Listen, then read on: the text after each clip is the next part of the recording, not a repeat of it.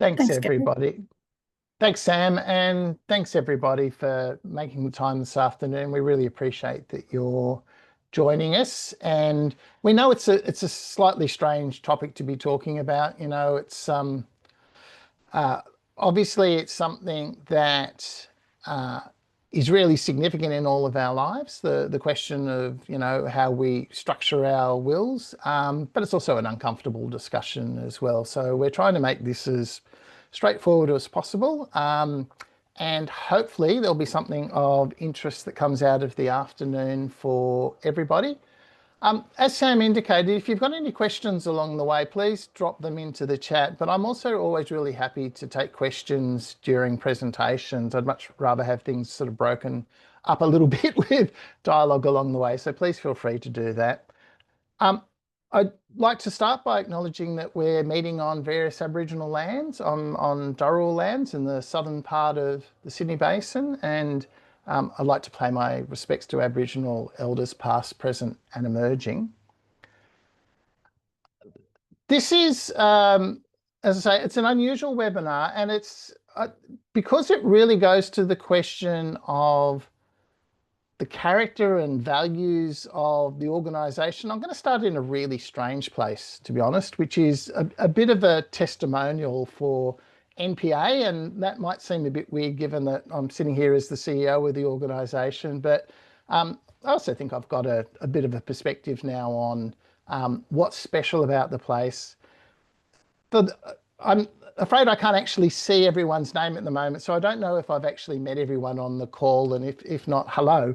But in case you don't know me, look, I've spent my entire professional career in conservation organisations, starting in Parks and Wildlife down in Tasmania, then the Commonwealth's Australian Heritage Commission, before spending more than 20 years with the New South Wales Parks and Wildlife Service. And I've had that rare and precious thing, the opportunity to work in organisations where there's quite a strong alignment of your personal values and ethics and what the organisation's actually for. And, you know, I think it's one of the secrets to a bit of a joyful life when you can maximise that level of alignment between your professional and personal values. And certainly working for a bunch of agencies involved in managing on a day-to-day national parks gave me that real sense of satisfaction. But to my great surprise, that sense of alignment became vastly more so when I was challenged with the role of the CEO of NPA, you know, an organisation which predates, in fact, every one of those government conservation agencies, and is really about a community of conservationists and park lovers, people for whom that sense of the importance of nature, that sense of the importance of these protected areas is so profound that they contribute a huge part of their lives to it. And I say a huge part, I mean, we have literally dozens, if not more than 100 people who are putting hours after hours every day into leading walks, into preparing submissions, into being part of statutory committees such as regional advisory committees, into a whole range of activities that are really all about strengthening the quality of the job that NPA does. And that was profoundly moving, realising that I was amongst people who'd been doing that for absolutely decades. And I guess the final thing that really resonated with me was realising that the common factor with most of those people, the vast majority of those people, was that in addition to, if you like, their intellectual convictions, they were all people who had forged really strong personal relationships with nature. And it was very much part of their psyche. And that for me felt like a huge homecoming. And the other thing about NPA, of course, is that it's got a strange little character. There's this combination of a fierce independence when it comes to holding governments to account for the ways they look after natural systems, you know, areas of high conservation significance, and most significantly the system of parks and reserves.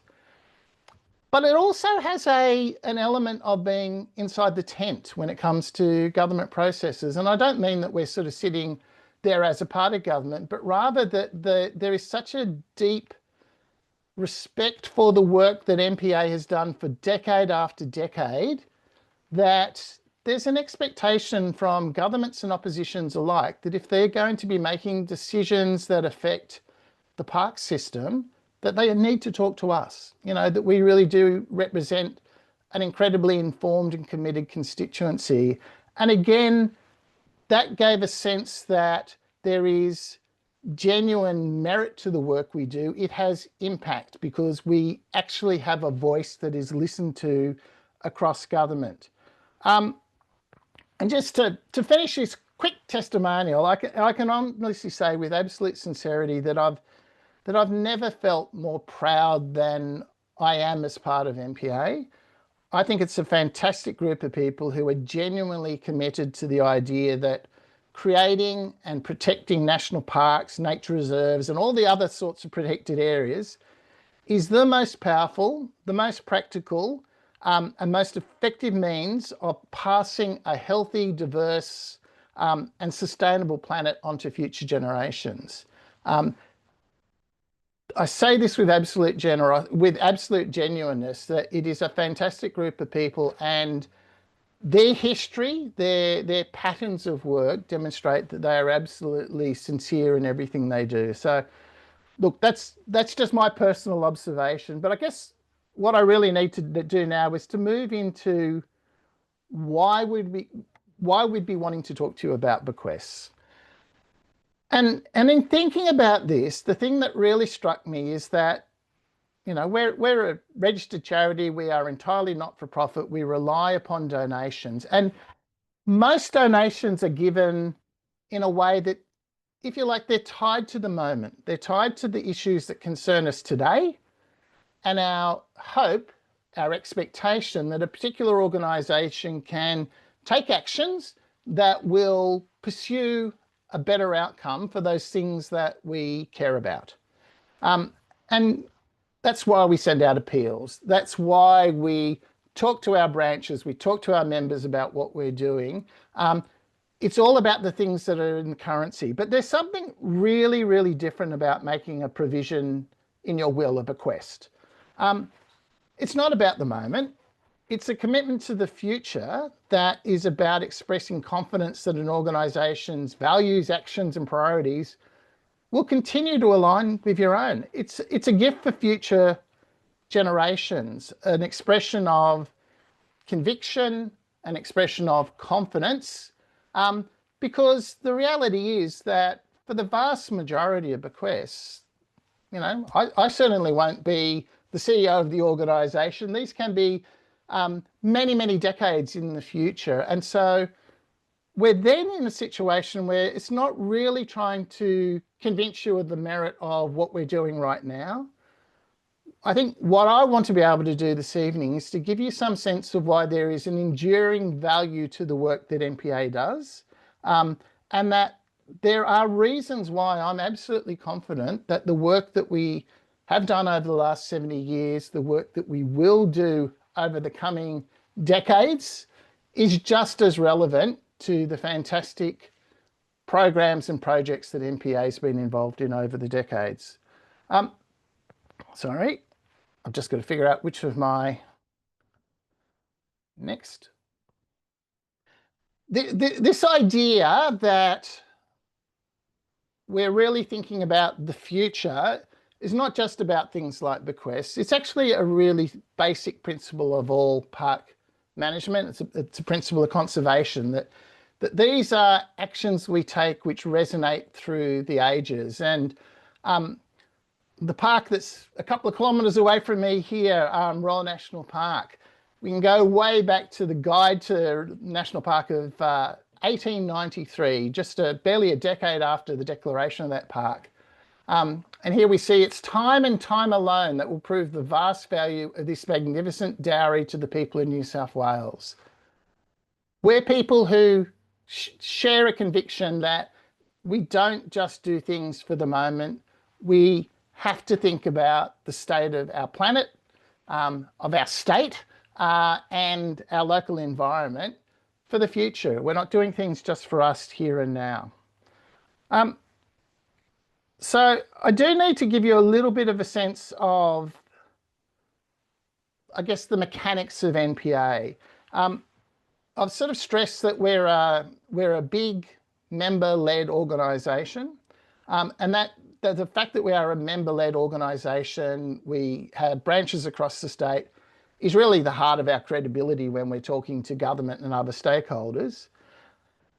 That group of 4,000 odd members is supported by a small team of staff who provide admin services, program coordination, communications, campaigning and technical support. And it's a team of about 5.5 people. The reality is that well over 80% of our costs are simply associated with being able to employ the people to bring those skills to the organisation. We are really lean-boned when it comes to, we pay the grand high figure of $10,000 a year for the rental of our office accommodation, which we share with another conservation organisation. We have pared our operating costs down to an absolute minimum. And so what's used by our, or the way we use our financial resources is effectively to buy the skills to support the organisation. They're not getting spent in other ways. And roughly about 20% of our funds go towards administration, 40% to member services, which is the sort of the team that Sam Newton runs, which does the whole bushwalking program and provides our journals and our bulletins and all that sort of thing. And 40% goes towards our conservation campaigns and projects. As a registered charity, 100% of our funds is spent on the programs and projects that are outlined in our strategic plan. Whoops, not sure how that happened. No, something's gone very strange. My apologies. It's probably the fact that I've got one computer leaning on another. Here we go. The National Parks Association strategy. Historically, bequests have made up about 1/3 of our funding. And the reality is that you have to do the admin. You absolutely have to, in a member-based organisation, do the member support services. Where the bequests have made an extraordinary change to our organisation is that they allow us to employ the conservation staff, the staff who are either directly involved in campaigning or who provide the technical services. And I'm sure many of you will have seen the huge uplift we've had in the last couple of years by having a GIS officer on board, someone who can actually do the data analysis and do the mapping to support our big forest and marine projects. So that's made a huge difference. So that's the sort of very much the way that we've been spending our bequest funds. The other thing I should mention is that the organisation made a decision a number of years ago that it was really important that those bequest funds basically only got used for those conservation projects. And they did that by creating a rule that said that all bequest funds go into what we call our Investing in Nature Fund, which can only be used for conservation purposes. It's not for sort of general administration. So that's an important part of the way we've chosen to manage the organisation. So let's go now to what it is that NPA does and why I've got confidence that they'll continue to do that over the coming decades. As you know, Australia played a really major role in the development of the simple idea of a national park. The national park, now known as Royal National Park, was the first in the world to use that term, national park. While the other bookend to Sydney, Ku-ring-gai Chase National Park, was gazetted just a few years later. So 1879 was what we now call Royal, Ku-ring-gai Chase just a few years later. That concept's been around for a long time in New South Wales. But in fact, if you go forward from the 1870s to the 1950s, it really only was applied to a very small range of places across New South Wales. Admittedly, there's some of our most popular and enduring national parks, places like Blue Mountains, Kosciuszko, Dorrigo in New England, but it was a really small set. And the origins of NPA have got everything to do with a group coming together in the early 1950s, combination of bushwalkers and naturalists and scientists and, overall committed conservationists who saw that sort of higgledy-piggledy approach to both creating national parks but also managing them under individual trust really wasn't developing a great outcome. And most importantly, it really wasn't a platform for expanding the network of national parks. And so they created NPA for the express purpose of lobbying the New South Wales government to firstly put in place legislation that would cover all national parks across the state with a single sort of set of management objectives. And secondly, to establish a professional workforce to manage those places, which in 1967 both were achieved, and that became the National Parks and Wildlife Act and the National Parks and Wildlife Service. In doing that, NPA worked closely with the then Minister for Lands, later the Premier, Tom Lewis. And so by 1967, this huge milestone had been achieved. And so you say, well, what happens in the subsequent 60 years? Well, not surprisingly, that really was only the start. So once you've got a Parks Act, the organisation immediately turned to advocating for the creation of new parks. And the objective there was pretty simple. It was to actually have a system of natural landscapes that reflected the full variation of such across New South Wales. It basically kept the best of the best in public ownership and managed for conservation purposes. It went into ensuring that those existing parks were managed professionally. And there's lots of layers to that. But the really critical one from my mind is that NPA, right from the get-go in the legislation, has had a role in the preparation of what's called plans of management, which are basically the statutory document that says how any individual park is going to be managed. And we're part of a thing called the National Parks Advisory Council, which advises the Minister on plans and management, and the individual regional advisory committees that review each plan of management that goes through the various parks regions. And that's been the case throughout the last 70 years. So there's an incredible depth of knowledge and experience in that. And the third major plank for the organisation has really been about all the different ways you build support for national park systems. And that's in part through having bushwalking programs. It's about having activities that introduce people to nature, but it's also about the way that we represent the benefits of park systems to the broader community. It's the educational programs. Now, I must say, I'm using the term national park in a very generic sense here. In truth, I don't just mean the things we call national parks. I'm also including everything that's called a nature reserve, a state conservation area, a karst conservation reserve, a flora reserve, indeed a marine park or an aquatic reserve. But one of the big changes that we've made over the last decade is recognising that NPA has to be thinking forward to all places of conservation significance across New South Wales, some of which are now going under a generic term of conservation areas where they've got an agreement over the top. But more generally, it's places that have an important place in the, for connectivity values or intrinsic to the fact that they contain a suite of species that are found nowhere else. So it's not just about national parks, it's everywhere that's actually of conservation significance across the state. And look, what I've got up here on the screen, and it might be a little bit hard to see because I can't figure out how to shift around oh no, you can shift around where the views are, is what I think is a wonderful exercise in continuity.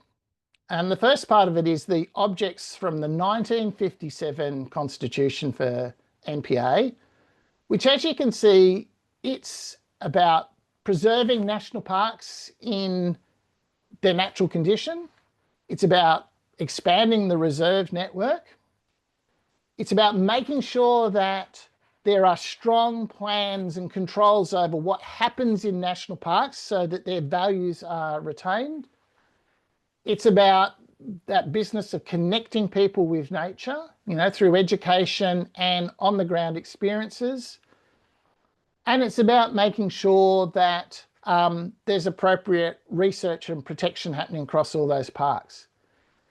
If we fast forward to 2025, we've got a longer set of objects, and like a lot of much reviewed documents, they're essentially saying exactly the same thing, just with about 5 times the number of words. So those fundamentals of building a reserve network, looking after the reserve network that you've got, fiercely protecting it, and working with communities to connect people to nature, to impress upon them the importance of nature, have seen us through the last 7 decades. And, excuse me.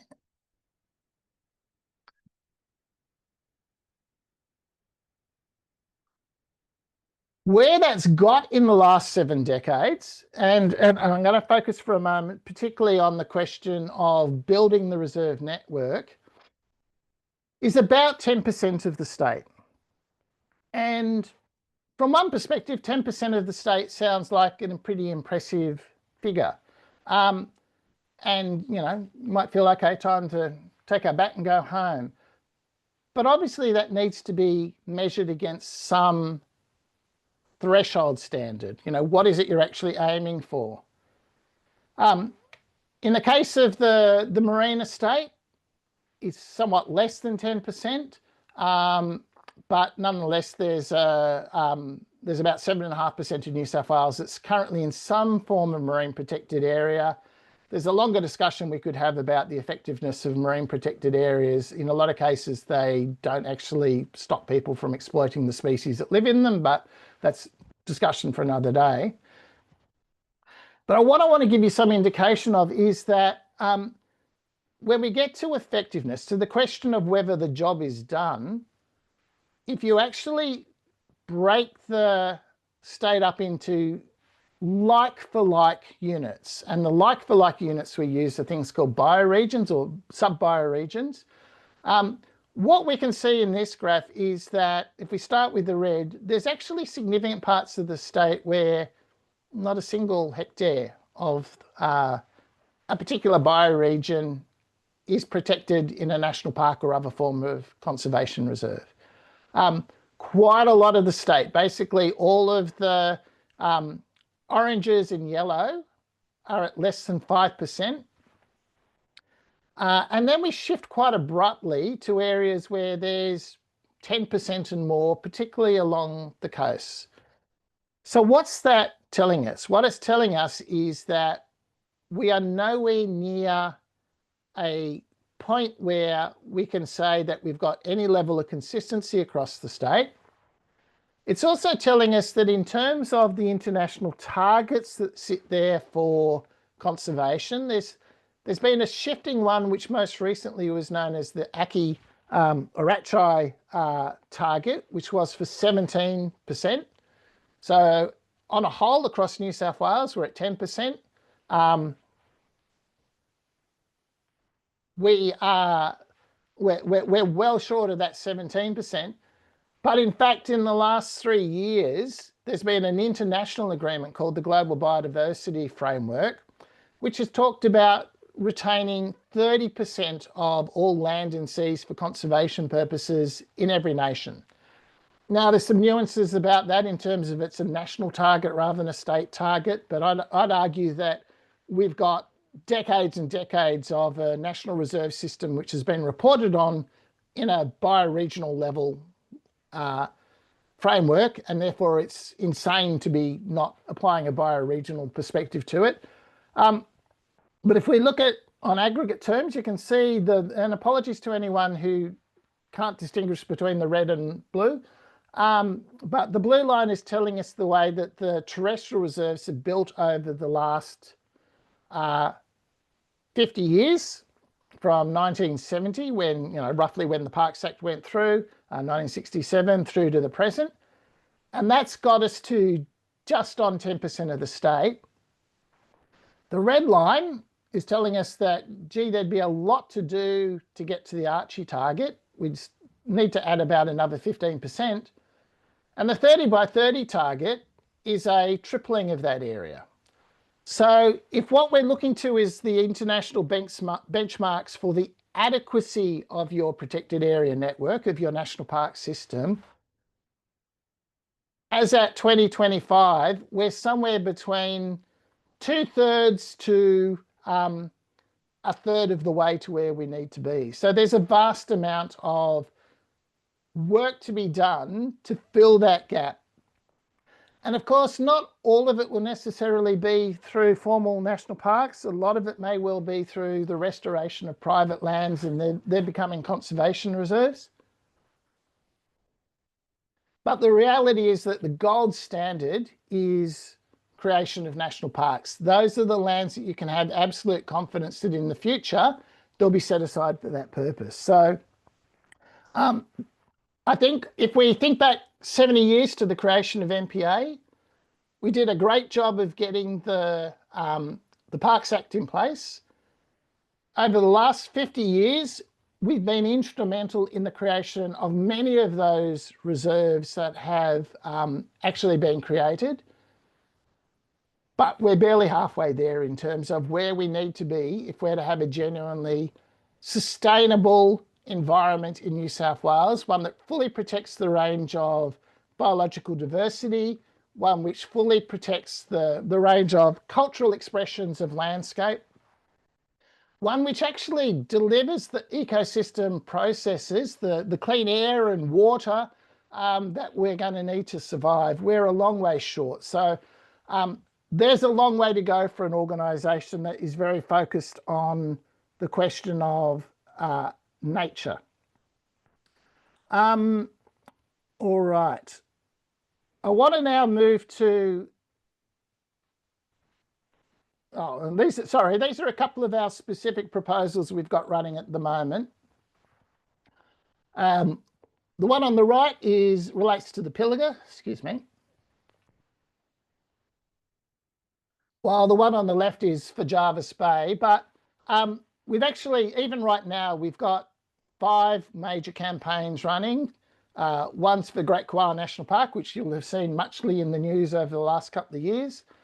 The second one, which we're working on, is essentially Great Koala National Park on steroids, which is a similar forest project for southern New South Wales, the Southern Forest Project. That one, Great Koala National Park was for 325,000 hectares. Southern Forest Project's for 1.06 million hectares. So we're lifting our ambitions there. We've also got a smaller one for Jarvis Bay, which is around some of the infill sites in the existing park, and likewise for the Pilliga. And in both cases, it's a matter of there are state forests which are very, very low productivity in truth, very low activity, but their loss would actually incredibly degrade the adjoining national parks and nature reserves. So we're proposing for those to come over. And then our 5th major campaign is actually around marine protected areas, which are unquestionably the most neglected part of the New South Wales conservation arena.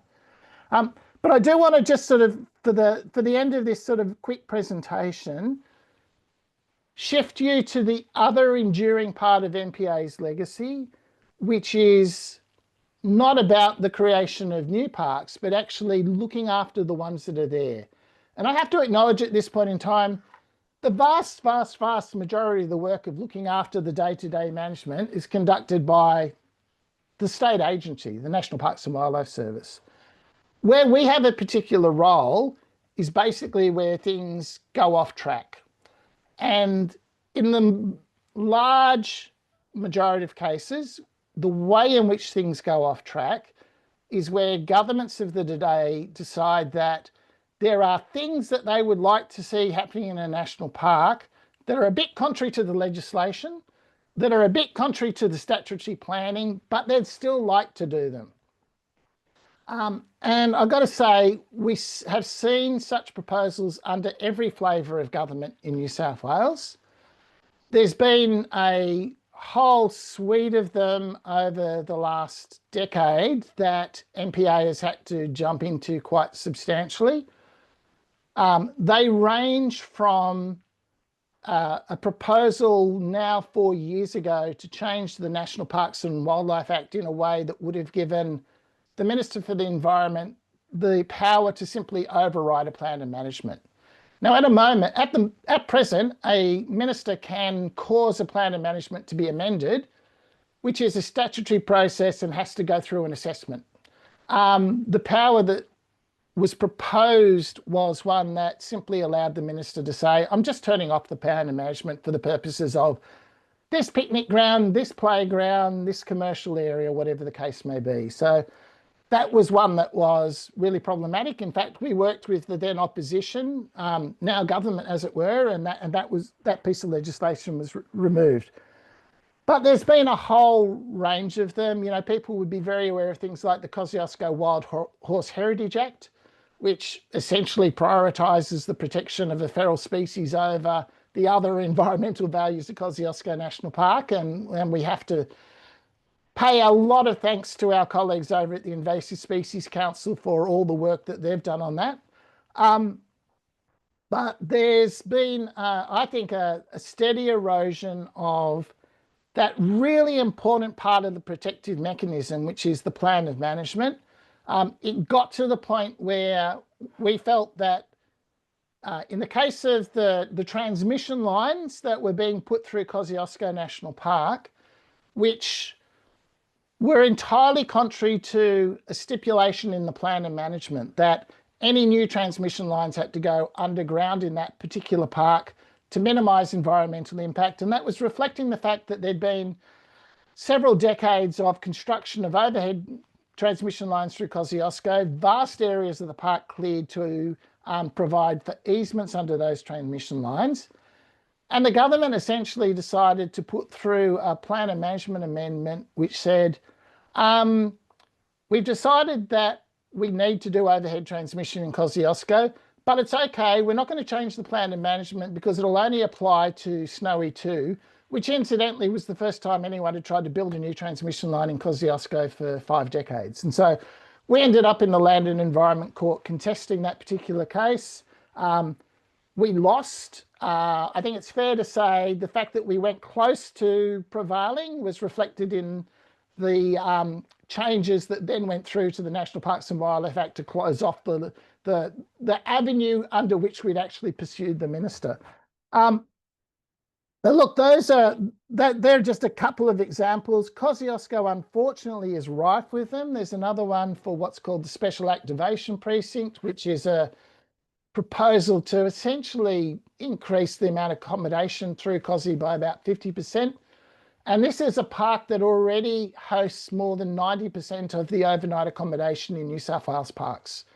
And, you know, to be blunt, it's a brazen way of propping up the ski resorts, an industry which already knows that they're going to be in decline because of the loss of snow over the coming couple of decades. So we've got this rush to mine the most money that we possibly can out of Kosciuszko while the snow's still there. It's really not very becoming at all.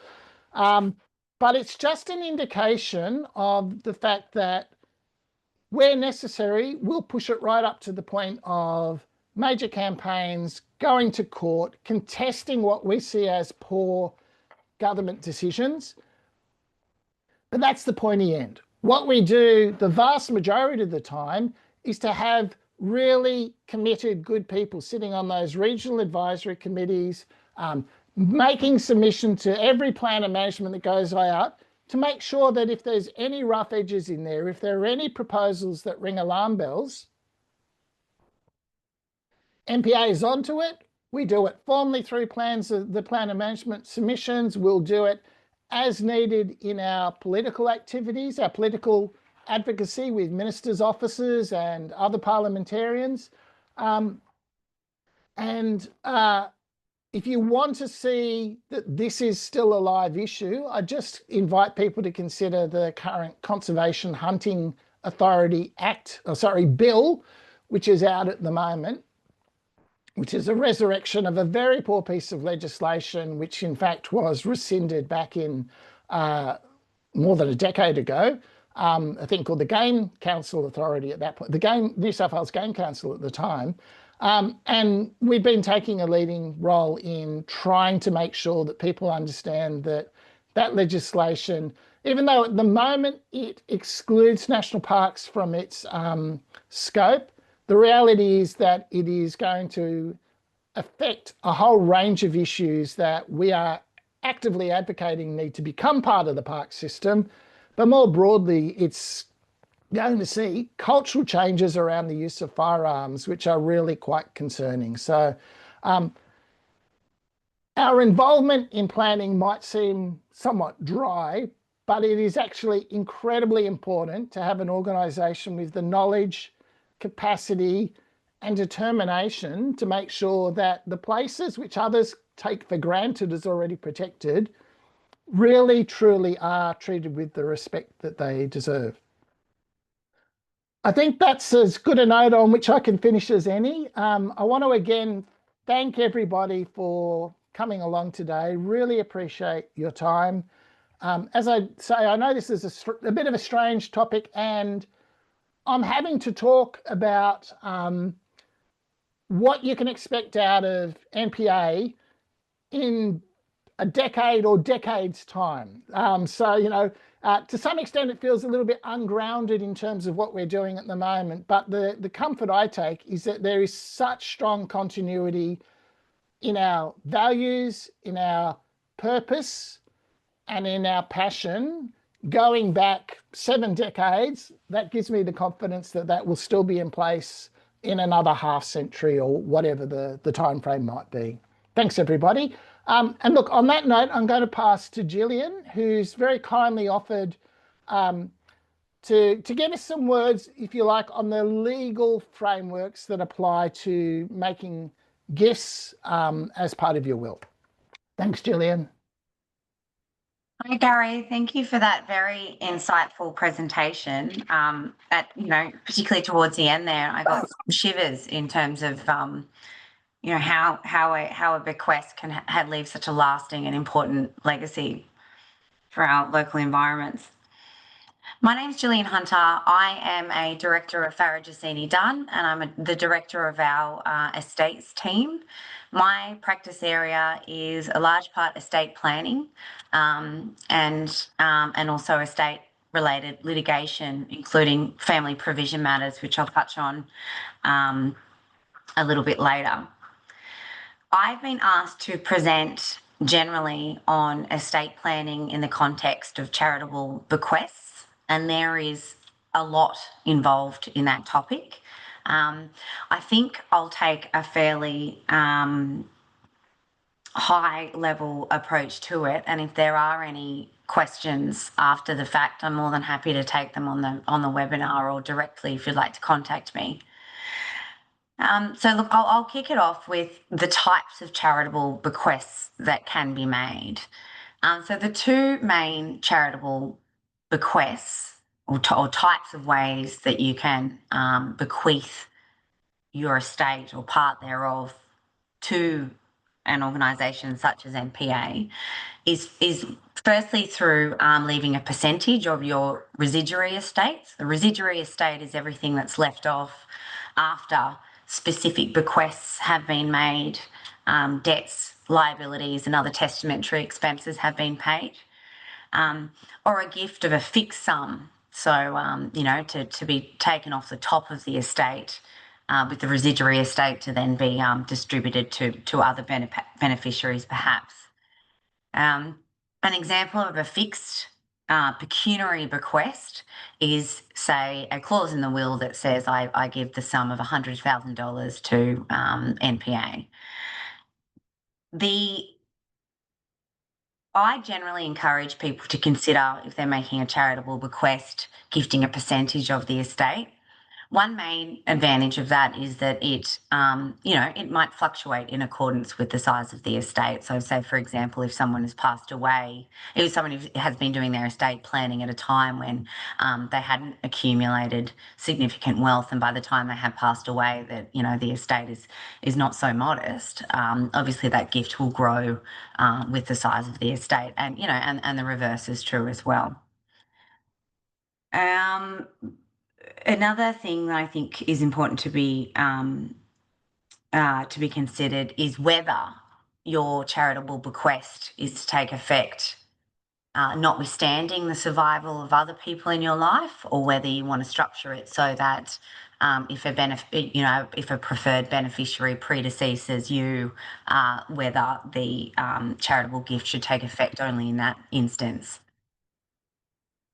And that's called a contingent gift. The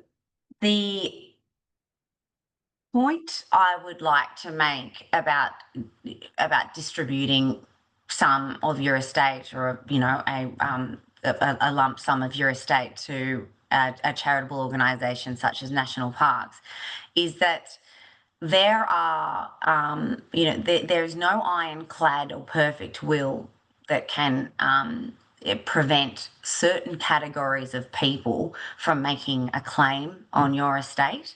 That's called family provision law, and there's an iteration of family provision law in every state and territory.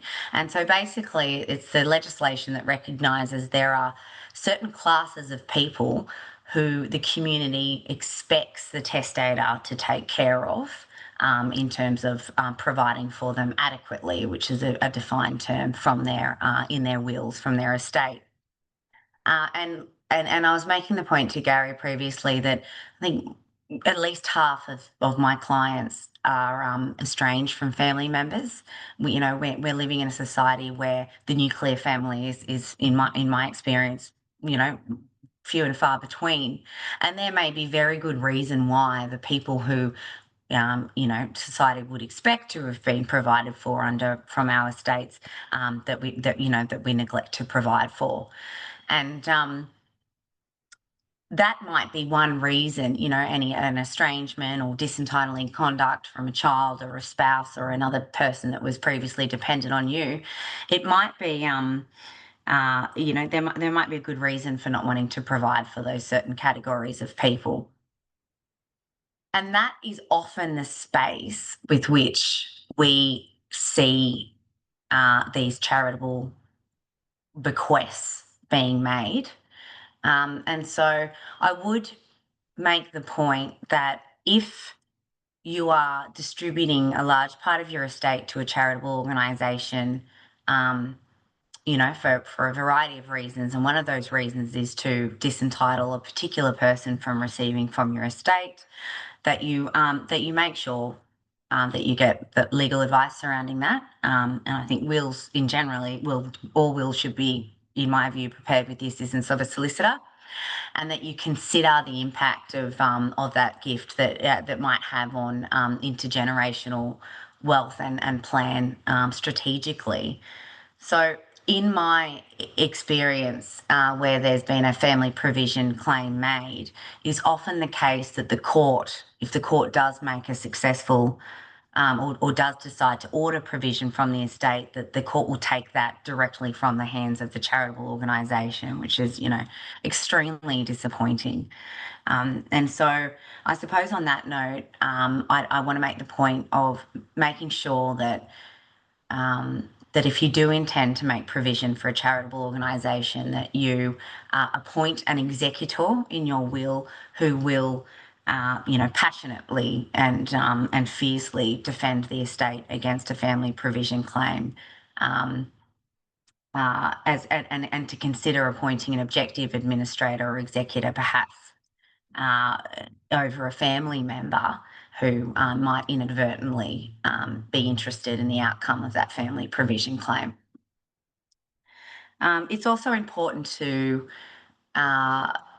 you know, to the extent that you're comfortable doing so, is to share your testamentary intentions, so that, you know, if you want to donate to a wonderful organisation such as NPA, that, you know, you make that really clear during your lifetime, that you establish a pattern of donating, perhaps, so it's clear that you know, that's an organisation that's incredibly important to you, and that you want that lasting legacy to be respected through the administration of your estate. That you discuss your intentions with interested family members or people that that, you know, might otherwise feel aggrieved at that donation, so that if there are any grievances, then you can anticipate and plan for that properly in the way that you structure your will, for example, by appointing an objective administrator or executor.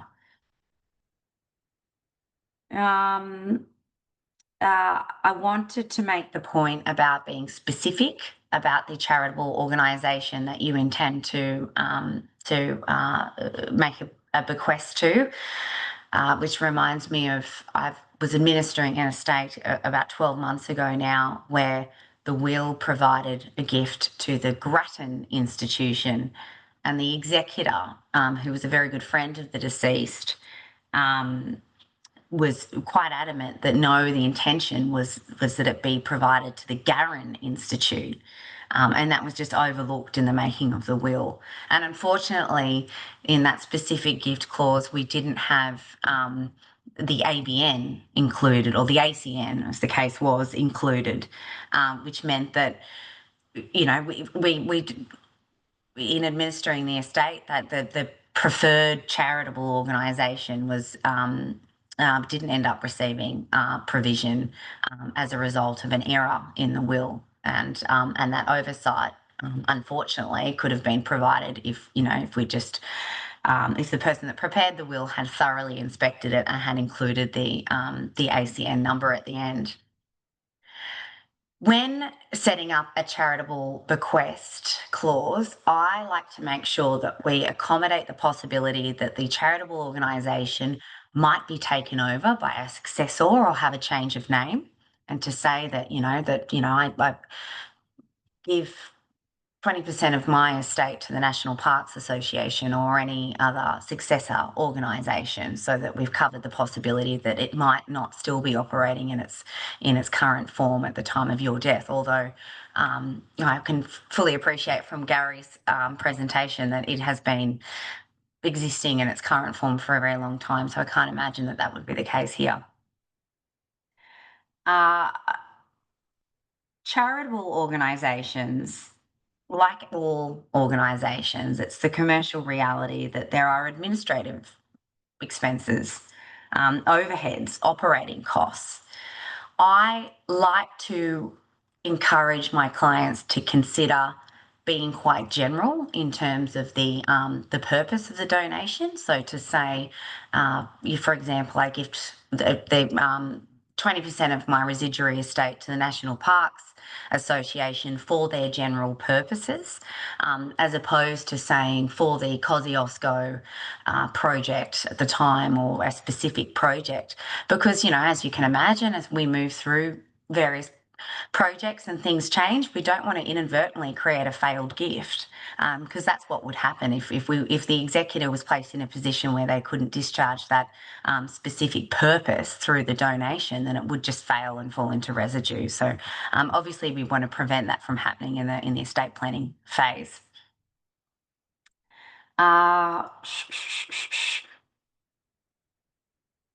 Another thing to consider is to incorporating a clause that says that the executor has fully discharged their obligation by handing the money, or the entitlement, to the proper officer, the treasurer as the case might be, and to accept the receipt of the treasurer or the proper officer as a complete discharge of that obligation.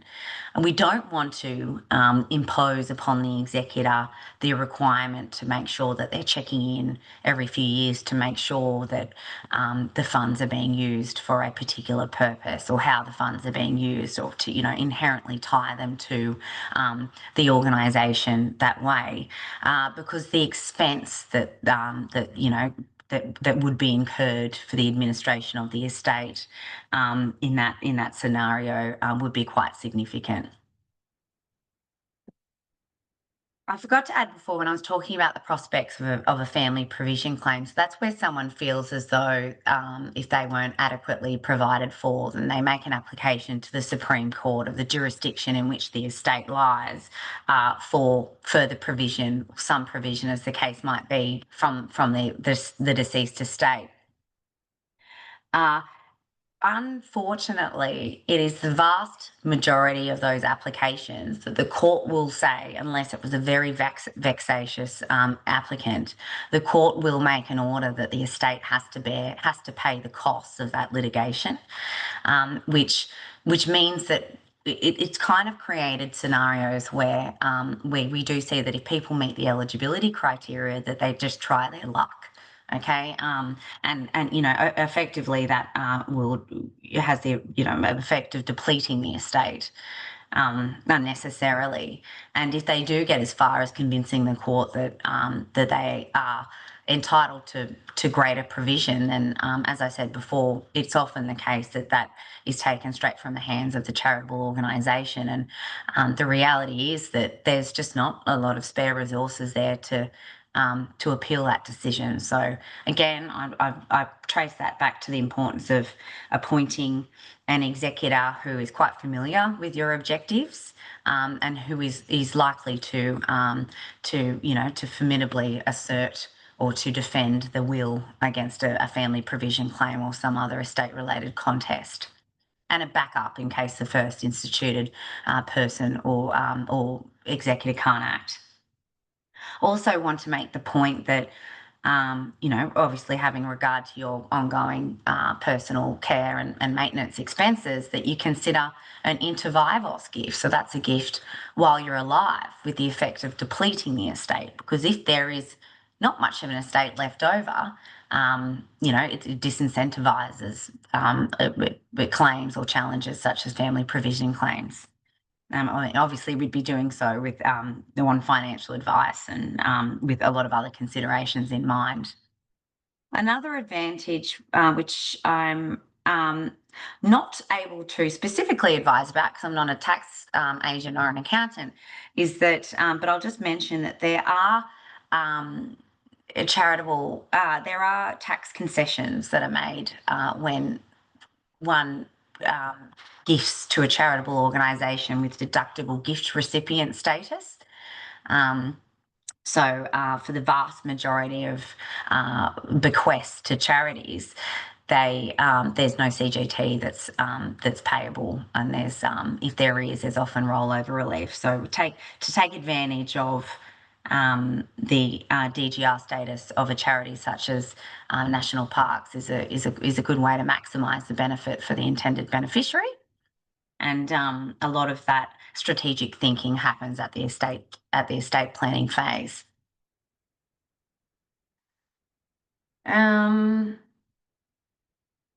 just a few general things is to make sure that you take advice from a solicitor when preparing your will, to make sure that you have reviewed your will, that you're actively reviewing your estate plan with the assistance of a solicitor every few years, or even sooner if your circumstances change. So I like to say to my clients that I want them to see this as an ongoing relationship, such that they could flick me a message to say, "Hi, Jill, unfortunately I've lost a major beneficiary of mine. Does that require an update to my will, or I've disposed of this significant asset," or so forth, and to just keep in touch and to make sure that you're actively reviewing your estate planning, because it's not a one and done exercise anymore. It's it requires more thorough and frequent review. And I think, Gary, that is probably me, and we can pass over to questions if that's enough. Thanks, Gillian. That was great. Thank you. It's really appreciated. Okay, look, I'm not seeing any questions as yet. If anyone has anything that they want to raise, please drop it into the question and answer. But the other thing I was going to say is that please just treat today as the sort of a start of whatever discussions you want to have with us. We'll certainly make a recording of today's webinar available to anyone who's interested. You can just contact us at npansw.org.au. Or if you want to talk to me or any of the other staff, please just give us a call.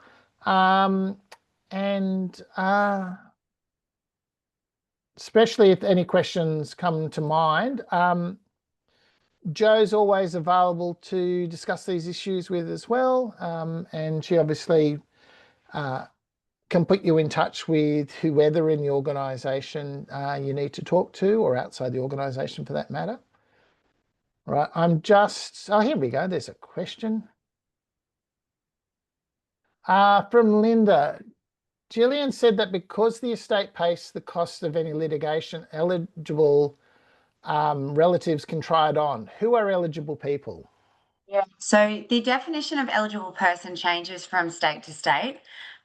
In most states and territories, it includes children, partners, spouses and de facto spouses, anyone who has previously been dependent on you financially.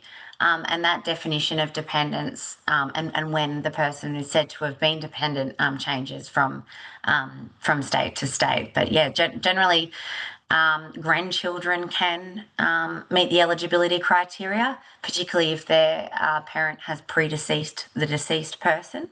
There are a few subtleties. Thanks, Gillian.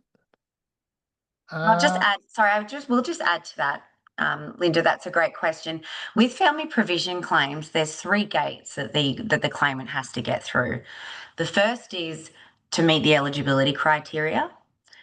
Assuming they get through that gate, they need to demonstrate a whole range of factors that the court would take into account, that they ought to receive provision or more provision from the estate than they stand to receive under the will. And the types of factors that the court would take into account in that context are the financial position of the claimant, the financial position of the other beneficiaries, the competing interests of the other beneficiaries, any disentitling conduct that has occurred, to the extent that there's an estrangement, evidence about the cause of that estrangement.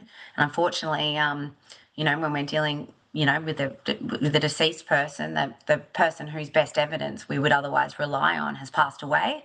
So it is sensible that if you do seek to exclude someone from your will, that you leave a very comprehensive list of reasons with your will as to why you've made that decision, because that can be tendered in evidence by your executor to defend the estate against the claim. The third gate that they have to get through is convincing the court, which by then is accepted that there is a need for provision.